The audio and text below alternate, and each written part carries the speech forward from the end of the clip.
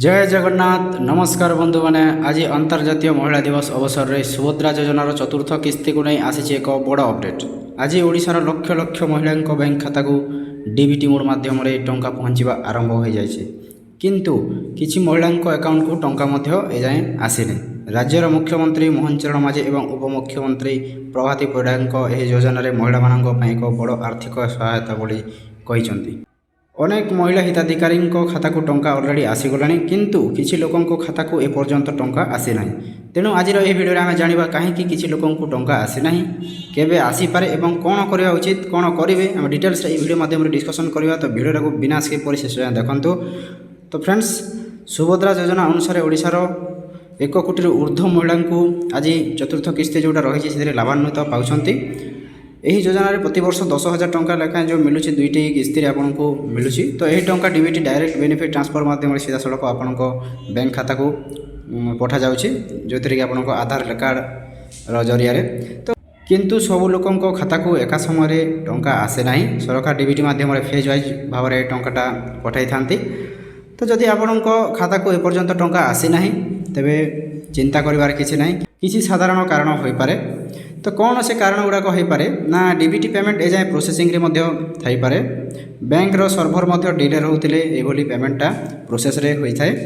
Application रो जो verification process लेट्रे होता है एवं आधार लिंकिंग इश्यू थिले आपणकर बैंक खाता को ट्रांसफरटा हो पारे ना। तो यार अर्थ यह नुहे कि आपको टंका मिलिबो नाही किंबा आसीबो नाही। अनेक समय गोटे दुई दिन मध्य पेमेंट आसी जाए। तो से अनुरोध आप दयाक धैर्य रखु टंकाटा निहाती भाव में आपको बैंक अकाउंट को ट्रांसफर हम। तो जदि जो मानकर आसीगला से केमी चेक करेंगे तो से विषय आम भिडियो माध्यम डिस्कसन करवा। तो फ्रेंड्स आप निज मोबाइल जेकोसी ब्राउजर को जाकि सर्च करूँ। ये सुभद्रा लिखि दिंतु। सुभद्रा लिखा मात्रे सुभद्रा योजना जो लिखा मात्रे ये इंटरफेसटा शो होची लिंकटा। तो यहाँ रोचे आपंकर सुभद्रा योजनार ऑफिशियल पोर्टल। तो ऑफिशियल ये क्लिक करेंगे ऑफिशियल लिंक रे। तो क्लिक कलापर ये इंटरफेसटा आपंकर शो हम। यहाँ शो होगापर ये आपंकर निजर आवेदन स्थिति जानापी ये आप क्लिक करेंगे आपण पेमेंटा केमिति होइछि। तो सहीटा आवेदन स्थिति पर क्लिक करूँ। क्लिक कलापर ये आप निजर आधार नंबरटा दे दिंतु।